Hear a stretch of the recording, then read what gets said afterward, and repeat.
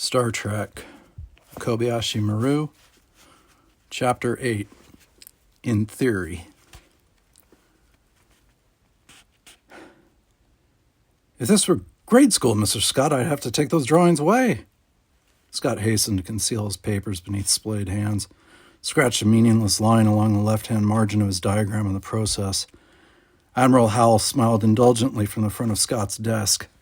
That's when Scott realized the rest of his classmates were long gone. He felt his face begin to warm. "Oh, sorry, Admiral, sir." "Somehow," Howell commented with a sigh, "I doubt you are." He plucked the bottommost paper from Scott's pile and turned it about for study. Scott tried hard to withhold a wince when Howell frowned at the drawing, rotated it another 90 degrees, then lifted one eyebrow in uncomprehending curiosity. "Schematics?" he finally queried, glancing at Scott. The young Scotsman nodded his hands together in his lap. "Aye, sir." "Mr. Scott, this is history class, not design." "Oh, I'm not designing it, Admiral." He leaned halfway across the desk, bending the edge of the paper back to peer at the scribbling upside down. "I'm redesigning. See, it's part of a defective coolant system at my cousin's station. I was helping her trace a fault, and we got as far as here." He tapped one complex tangle of lines and symbols. "Before I had to leave for command school." His attention caught on a mismatched circuit reference. The stylus was in his hand, scribbling at the paper before he took the time to consider that Howell probably wasn't interested in the drawing's accuracy. "What I can't figure out," he went on, returning the stylus to his desk, "is how this coupling," he circled yet another portion of the sketch with one finger, "fits into it all.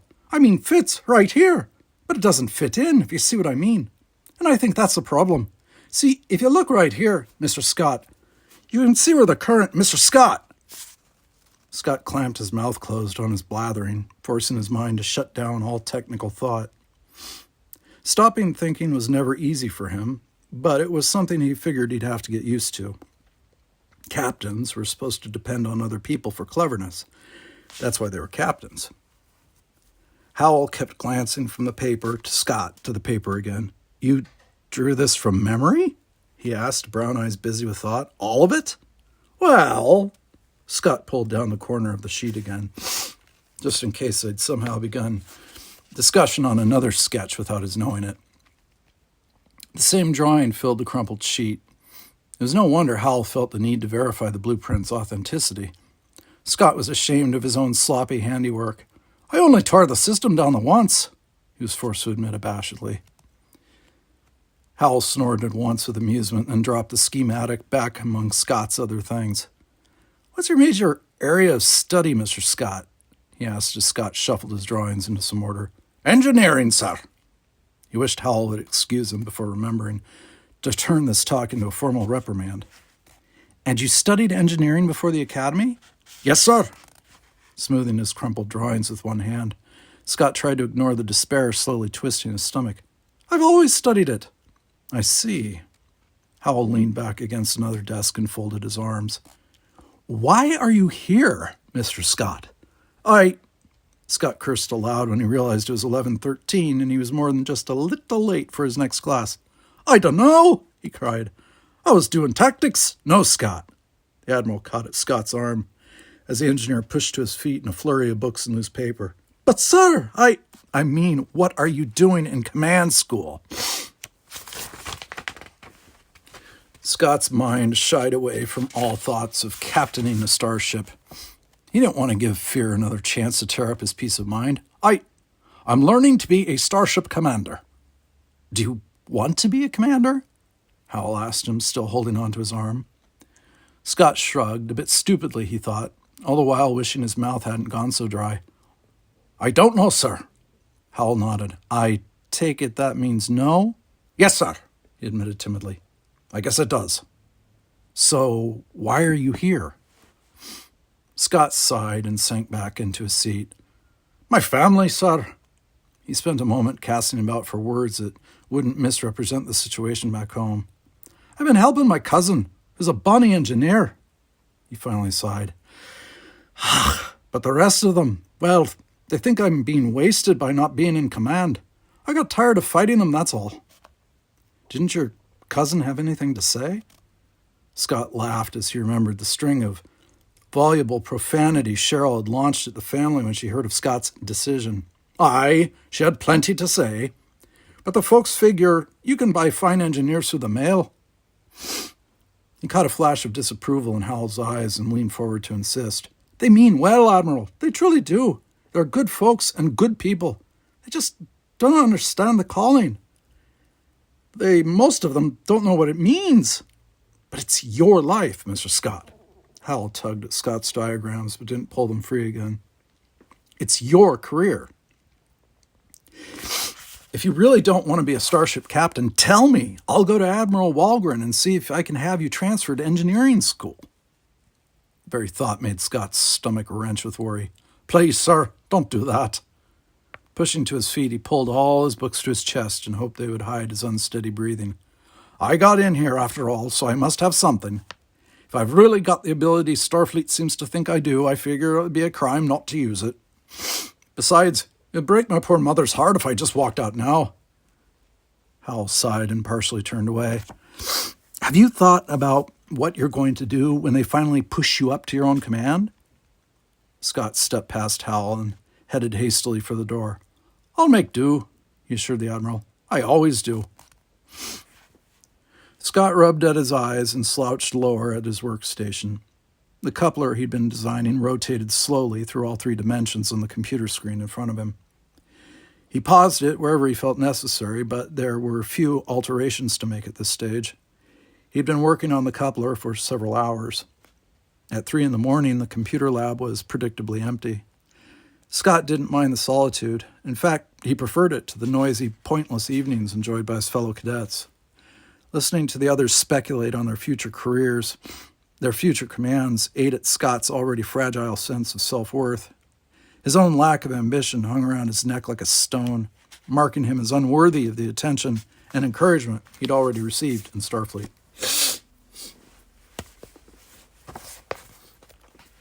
He felt guilty that he'd allowed himself to be pressured into coming to command school, guilty that he didn't want to be here at all. Scott would have been happy repairing and designing ship systems forever, and for some reason he felt guilty about that too. Stopping the coupler display's rotation, Scott leaned forward to speak into the computer. A few notes to Cheryl, then he'd batch the entire design off to her before cutting off to bed. He'd already have a rough time slipping into the barracks unnoticed. He wished he worried about curfew violations as much as he worried about his future. The technical notes to Cheryl only took a few seconds. Scott hesitated briefly over whether to include personal hellos to the family. He decided against it when all he could think to say was, I don't want to be here, over and over and over again, and then, I miss you all. He'd only just sent the transmission on its way when the computer screen flashed black and the coupler design vanished. Scott paused, his hand hovering over the power switch, wondering who he would report a malfunction to at this time of night. Of course, he could always pry the equipment apart and track down the problem himself. Before he could slide the terminal about and set to work, an amber trail of print danced across the screen. I thought this must be you. Nice designing, Scotty. Whatin'? He pulled his hands down into his lap, not sure if he should power down the terminal or encourage his peeper by responding. The fact that some computer wizard had managed to peep into the Academy system at all troubled Scott mightily. There were more important data than Scott's engineering designs in the Academy computer. All it took was one careless peeper and the whole system could come crashing down. Then it occurred to him that the peeper might very well be within the Academy and not an outside source at all. That calmed his mind a little. Where are you? He asked. Don't you know it's after curfew? Amusing. I needn't worry about curfew, but you should. It's after 0300. Why risk so many demerits for such a silly project? Labeling Cheryl's coupler silly wounded Scott's pride. He'd promised Cheryl a finished design before he left. He was delivering nearly 3 months late, but he was confident enough in his abilities to believe she'd think the wait well worth it. He wasn't about to try and explain his affection for design to some peeper whose very hobby made clear that he didn't give a damn about the pride people took in their systems. Who are you? Perhaps I'm your fairy godmother. I am willing to grant you one wish. Send me home, Scott thought, all unbidden. He shook his head to scatter such dreams, afraid to even mention them, much less wish for them. You are a fine engineer, but an unhappy captain.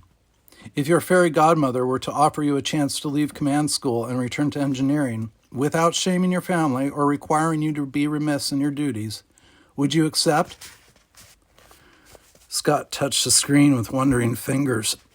The coupler design sprang up beneath him, rotating a slow, silent waltz. Yes or no, Mr. Scott? The peeper pressed impatiently. The answer is that simple. Yes? It was done. He couldn't take the word back now, no matter what happened. The genie was out of the bottle and promising his fealty. Very well. Simply be yourself, Scotty. Leave the rest to me. The coupler vanished along with the glowing words, leaving Scott all alone in an empty computer lab. He thumbed the power switch with one numb hand, then sat for a long time after the faint hum of the machinery faded. Early the next morning, as Scott pulled on his boots in a crowded, brightly lit barracks, he realized it all must have been a dream. You just didn't get second chances of such magnitude. Cheryl would get her coupler design, Scott would get his captain's stripes, and all these silly wishes would be left far behind. Unknown peepers just didn't come in and fix everything without being asked. That just wasn't how the real world worked. He tried not to let the incident bother him anymore.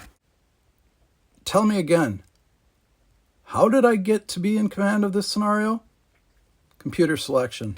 I always thought that the computer picked the best commander for any scenario based on student records. The other cadet glanced Scott quickly up and down, shrugging more to himself than to his companion. I guess it's just random draw, though. Scott was inclined to agree. In a previous scenario, he'd been assigned the position of chief engineer, and the annoyance of having to tell a half dozen other cadets what to do, as if engineers couldn't think of enough duties for themselves, nearly killed him. Now the computer was saying that Montgomery Scott was the best it could do for a starship commander from this class. If that were the case, Scott was hardly concerned about the rest of Starfleet. The simulation chamber, so startlingly like a real starship's bridge that Scott kept expecting the real captain to chase him out of the command chair, rumbled shut like a monstrous clam. How could they lock him in here like this, responsible for so many people? It was only make-believe, true, so any decisions he made couldn't really affect the whole Federation. Still, no one had even asked Scott if he wanted to be the captain, and he most emphatically didn't. Oh, Admiral Howell had asked, "Are you ready?" just before steering Scott off for the bridge, but Scott knew that was only a polite question, not a real question wanting a real answer. So Scott had replied, "I'm ready," in a voice whose steadiness lied about his trembling hands. Smiling a little sadly, Howell had clapped him manfully on the back and sent him on his way. Scott would rather the Admiral had banished him to the outer Pleiades. The first part of the scenario passed in a haze. The USS Saratoga didn't appear to be doing anything important in this simulation, just routine training crews to Gamma Hydra, without even supplies to drop off or passengers to coddle. Scott mouthed meaningless course changes, responded woodenly to questions and comments. He couldn't completely divorce knowledge of the simulation's falseness from everything that happened, so he tried to convince himself that nothing impressive would be expected from him. When asked about rescuing a damaged neutronic fuel carrier, Scott responded with an automatic affirmative, then turned back to the discussion he'd been conducting with Saratoga's non-existent engineering staff. The red alert siren startled him out of a dissertation on circuit rerouting and energy dispersal. "What's the matter?" he asked, realizing belatedly that he probably should have directed that question to his exec. "3 Klingon cruisers dead ahead," the science officer reported, just as Helm exclaimed. "They're readying their weapons." Scott's stomach turned to hot water and started to crawl about his insides. "Communications," he summoned evenly. "Try to explain to these..." Mindful of the monitoring officers, he tempered the label he'd intended to employ. "People that were here on a rescue incoming! Full power to the screens!" The command had barely cleared Scott's lips when the first barrage of disruptor fire expended itself against Saratoga's deflectors. Scott's teeth clacked together as he was flung back into his seat by the impact. "Screens 4, 7, and 8 are down. The executive officer bent over his viewer, reported stonily. Screens 3 and 16 are damaged. They won't last another round, sir. Scott stared at the exec in stunned disappointment. Are our deflectors up? He sputtered. Intellectually, he knew they were. Instinctively, he just couldn't believe a simple disruptor could wreak that much havoc, even through only partial shielding. We've only got premature detonation in 4 of our 6 torpedo tubes, the exec continued. What? And a complete loss of power in the starboard warp nacelle. The young officer raised his head from his viewer like a doctor pulling away from a dying patient. We're just about done, sir. Scott would have been less confused if the man had started speaking in tongues. That much damage? The exec nodded. That's the whole tally, sir. How? Disruptors, sir. The helmsman sighed a bit irritably. They can do a lot of damage to a ship. Is that so? Scott grated softly, feeling the blood rise hot and angry into his cheeks. He lifted his chin to the Klingons who closed on the view screen, suddenly not caring that this was just a damn scenario. Well, not to my ship they don't. Not with a single damn barrage. Any computer that thought otherwise deserved whatever Scott could throw at it. He slammed his fist onto the command chair's intercom button. Phaser bay! Aye, Captain? Yes, sir? Sir? Another blast rocked the ship. Scott felt each rumble like fire in his blood. Number 3 screen, down! I want all phaser bays to fire on my command, each of you aimed at one of those bedeviled crafts. Scott instructed the phaser chiefs grimly. Continuous fire. Start at your lowest possible frequency. Another disruptor hit, and another. Number 3 screen is down, sir, the exec repeated loudly. Scott wished the beggar would quit interrupting his thinking. Range upward until you match their interference pattern and cut through those shields like butter. Aye, aye. All 3 bays responded in unison. Scott smiled the smile of a satisfied hunter. The navigator was already plotting an escape course as the Saratoga's bays opened fire with a chilling, climbing wail. I can't signal Starfleet, the communications officer interjected from behind Scott. The Klingons are jamming my signal.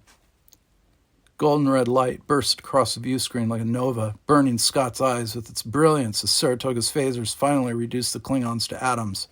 Not anymore, they aren't, Scott told communications. Contact Starfleet. Helm, get us out of here. Working on it, sir. The helmsman swore suddenly, punching at his panel. But we've got company again. The 5 blue-gray cruisers hove into view, even as the helmsman reported.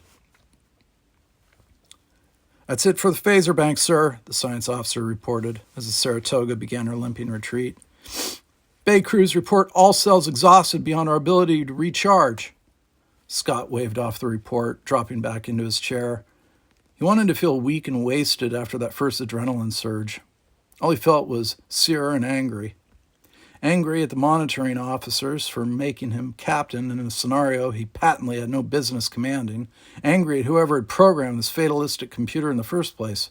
Don't worry about the phaser bays. We aren't going to need them We aren't going to need them again anyhow.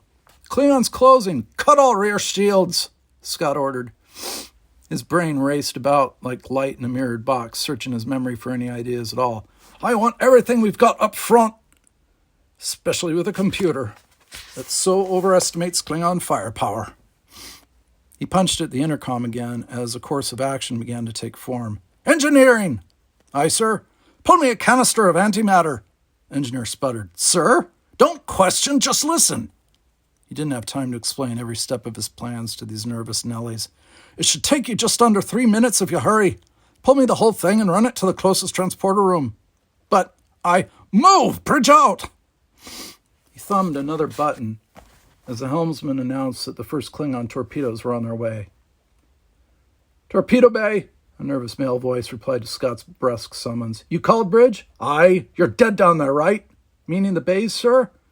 Scott dropped his head into his hands and counted quickly to 3. Yes, the bays, you don't function. Light, white and flashing, sprayed across the bridge as the Klingon torpedoes impacted with the forward screens and detonated. Everything's completely dead down here, sir, the weapons tech answered when the explosion was past. All right, then, Scott continued decisively. Pack up every torpedo you can get your hands on and get them to the transporter rooms. Everything? Everything. 6 torpedoes to each transporter room. Now go! Transporter room to bridge. Call came immediately upon the torpedo bay's sign-off. We've got that antimatter canister, sir. What now? Scott held the channel open, turning to the helmsman. Pull us back! Keep pulling us back as fast as impulse drive will allow. Aye, aye, sir. Navigator, sir. Start a continuous reading on the crux ship's position and transmit your data down to the transporter room. He bent to the intercom again. Prepare to receive coordinates. Incoming, the helmsman announced, with somewhat less concern than before. Scott nodded his acknowledgement, already working equations in his head for the next fleet of ships he knew the computer would send. Coordinates received, bridge, the transporter room responded after a moment. Then, sir, which should we use? Scott grinned. Give me less than 2 kilometers in front of the crux ship. The second barrage hit with considerably more force than the first. Scott clung to the command chair while half his bridge was thrown to the floor. The lighting dimmed sharply before climbing again on emergency power. Less than 2 kilometers, Scott picked up again when the systems had stabilized. From whatever its coordinates are when you energize. Then I want you to immediately beam back the canister. But just the canister, Scott stressed. When would these bairns learn to shut up and listen? Leave the antimatter behind. Holy cow. Scott listened while transporter techs scurried about like busy ants. The distance was too great for the bridge crew to see when the antimatter was delivered, but everyone knew when the crux ship struck the antimatter's area of effect. All 5 cruisers flew apart into white noise and molecular wind just as they leashed another assault. Scott was grinning like a fool when the ship bucked him out of the chair and onto the deck. Screens are down, Captain, sounded on top of someone else's frantic. Hull breach! We've got a hull breach in section 600. Scott climbed back into the command chair without bothering to ask the science officer if any trace of the enemy ships remained. The velvet emptiness beyond the view screen rendered such questions extraneous. Navigator, are we out of the neutral zone yet? We have been, the navigator replied. They're following us. Ah, hell! 9! Everyone on the bridge jerked about at the science officer's broken squeak. What? Scott demanded, irrationally annoyed at the man's interruption. 9! The officer replied, still looking shocked. We've got 9 Klingon ships closing on our port bow. Coming around, Helm announced, even as Scott stabbed at the intercom to call, Transporter room! We've got 'em, the main transporter room proclaimed. 6 torpedoes in every room. Orders, Captain. It won't work, Scott realized suddenly. He checked the equations in his head again and wondered if a computer would let mathematics outprove experimentation. Shaking his head, he admitted that he had nothing to lose. Take your coordinates from navigations again. The navigator nodded, understanding, and started to scan. And from the science station. The science officer whirled to face her panel. Lock on the juncture points in the Klingon screen system and beam 6 torpedoes to each juncture point on my command. Scott studied the sleek ships on the view screen as he awaited the transporter room's readiness. The monitors would stop the scenario, he was sure of it. Someone would blast open the screen and rail at him for dishonesty, for cheating. His career would end in ruin. Transporter room here. The voice at his elbow made him jump. All rooms ready for beaming. Scott licked dry lips and nodded at the approaching ships. Transport at will. The resultant explosion was beyond deafening. Scott's ears rang in painful symphony with his aching heart as atomic fire consumed the 9 Klingon war dragons less than 1,000 kilometers beyond his bow. He ducked his head against it, hearing the navigator bark a startled curse. He was still staring at the floor as the world faded from white to ephemeral pastels to gray-speckled normalcy again. They're going to kill me, he thought with sick resignation. 15 war dragons on the way. The helmsman began to laugh a little manically. Oh, 15! Scott couldn't make himself look up to watch the ships close. The knowledge that this was not reality, and that he could pay dearly for taking advantage of that fact, had been driven home again with gale force when those 9 ships cleared the screen. Suddenly, he'd lost interest in defending the honor of a ship that wasn't even really there. He would do his best until this travesty was all over, but he knew better than anyone else at this academy just how pitiful his best would be. Engine room, Unlock the warp drive main control. You'll need somebody from weapons, but... Scott kept his eyes carefully focused on the wall above Admiral Walgren's head. He didn't know whether or not this private conference room was really colder than the rest of the academy, but it certainly felt like it now. Do you know why I've called you here? Walgren asked the engineer stiffly. Aye, sir, Scott answered softly. I think I do. Could you state that reason, please? Commodore Hohmann glanced sidelong at Walgren, evincing more than just a little annoyance, for the benefit of those of us who aren't entirely certain. Scott looked at Walgren for confirmation. The tall, gray-haired Englishman seemed the only one of the four monitoring officers who fully understood what Scott had accomplished in the simulator. Too bad. If Walgren hadn't known either, Scott might actually have gotten away with it. The two Commodores continued to look politely uncertain, and Admiral Howell wouldn't raise his eyes from where he played with the ice in his water glass, looking guilty and ashamed. You should be ashamed of me, Scott ruefully thought to the Admiral. It was a crime against physics. I deserve to be punished. Mr. Scott, Walgren's sharp tone recaptured Scott's attention. Explain, please, what you did. I used the Pereira field theory to destroy that last squadron of war dragons. It was the last squadron he'd destroyed, at least. The last 15 dreadnoughts had atomized Saratoga without taking a single hit. Scott was still convinced he could have taken the last 15 if there had really been an engine room, and if he could have run down there to demonstrate to the engineers what he was trying to explain when Saratoga was destroyed. You see, he continued when no one save Walgren looked any more enlightened, Klingons run in packs so they can link their shields into a multi-ship field system. That way, any shield hit hard enough can draw power from other parts of the system to keep from buckling. He paused to glance between the two Commodores. Should I go on? Holman's lips quirked into a half scowl, half grin. Please. Well, Scott continued, the Pereira theory hypothesizes that a photon torpedo placed at any juncture point in such a screen system will detonate due to the forces exerted by the complex energy exchanges. All the math and prior theorems support Pereira's conclusion. Sounds good, Holman allowed, so what's the problem? The problem, Walgren cut in, is that Pereira's field theory is wrong. It doesn't work in practice, Scott added for purposes of clarification. Noticing Walgren's icy glare, he quickly returned his attention to the wall. You mean, Howell asked carefully, that when you do it in real life, nothing happens? Precisely, Walgren nodded. No one's entirely certain why, but it's been proven through experimentation, and hard data override mathematics every time. Commodore Shoji politely raised one hand to gain Walgren's attention. Are you objecting to Mr. Scott's use of the theory because it is not applicable in real life?